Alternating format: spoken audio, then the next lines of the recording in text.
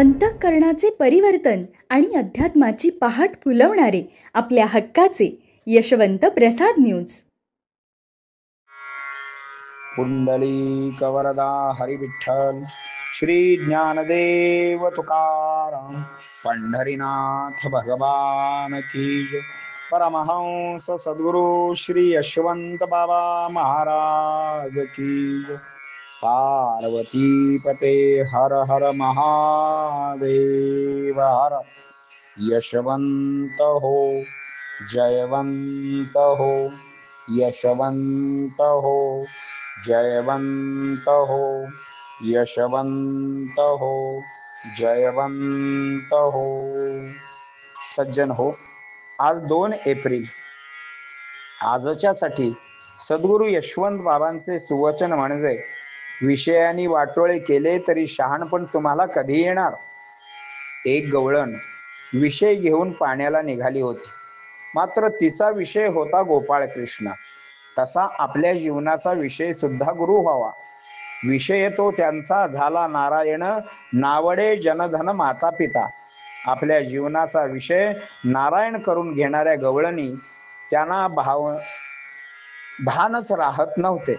गाईचे गोठे साफ करताना कृष्ण कृष्ण कृष्ण, गाई गुरांच्या धारा काढताना, चारा घालताना कृष्ण कृष्ण.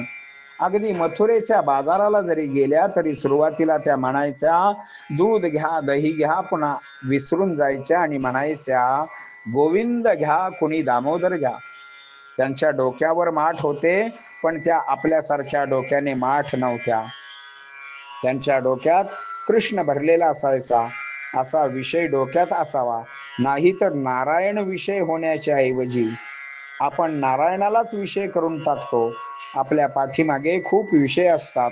षड्रिपू हे 6 विषय तर असतातच, आणि यामुळे काम, क्रोध, मद, मोह, दंभ, मत्सर इत्यादी, त्यातील 1 नंबरचा विषय म्हणजे काम होय. त्या विषयी श्री महाराज बोलत होते. विषयाने वाटोळे झाले, पण तुम्हाला कधी शहाणपण येणार. एकदा का हा विषय पाठीमागे लागला की तो हात दुहून मागे लागतो. त्याच्या पूर्तीसाठी माणूस भय सोडून वेडापिसा होऊन धावत असतो आणि कोणत्या का प्रकाराने होईना विषय पूर्ण करून घेतो. अर्थात तो पूर्ण होतच नाही. खरुज झालेल्या माणसाला कितीही खाजवले तरी त्याला पुन्हा खाजवावेच वाटते. तसा विषय कितीही भेटला तरी तो अपूर्णच वाटतो. विषय भोगून भोगून शरीराचे वाटोळे झाले तरी तो त्याची पर्वा करत नाही. इतके विषय वेड विषा समान आहे. एकदा विषय भोगला की त्यापेक्षा उच्च प्रतीचा विषय आणखी भोगायला मिळावा ही मनाची धारणा होते. महाराज त्यावर म्हणाले, त्यात काय असतं रे एवढं, त्यासाठी एवढे वेडे होत आहे. विषयामुळे माणसे विसरली जातात, नाती विसरली जातात, देव विसरला जातो. श्री गुरु सांगतात त्यांची ही अवज्ञा होत असते, म्हणजे वाटोळेच होते. त्याला आपण काय करतो आहे याचे भान उरत नाही. तिथूनच भानगडीला सुरुवात होते. परिणामतः विषय पूर्ती होईना तर त्याच्या पुढचा शत्रू लगेच उभा राहतो. तिथे क्रोध साह्याला धावून येतो आणि माणूस रागाच्या भरात काय करेल याचा नियम नसतो. हे गणितच आहे, याला शास्त्र आहे. पुढे पुढे क्रोध एवढा बळावतो की रागाच्या भरात सगळे गेले केरात अशी अवस्था आपली होऊन बसते.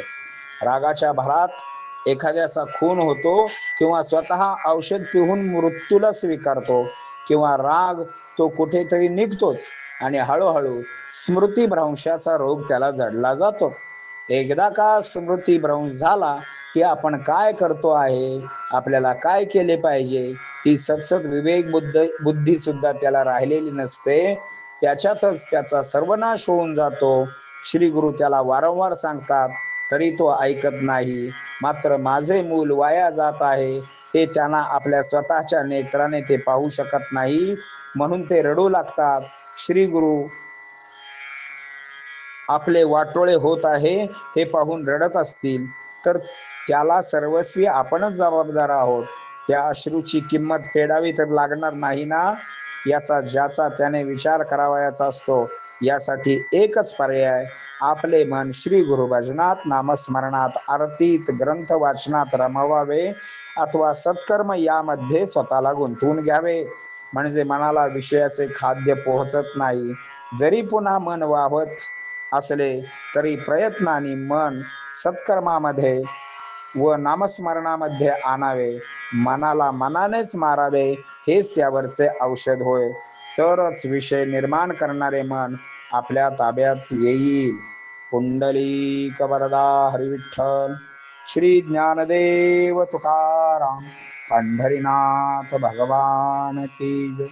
परमहंस सद्गुरु श्री यशवंत बाबा महाराज की जय. पार्वती पते हर हर हर महादेव हर.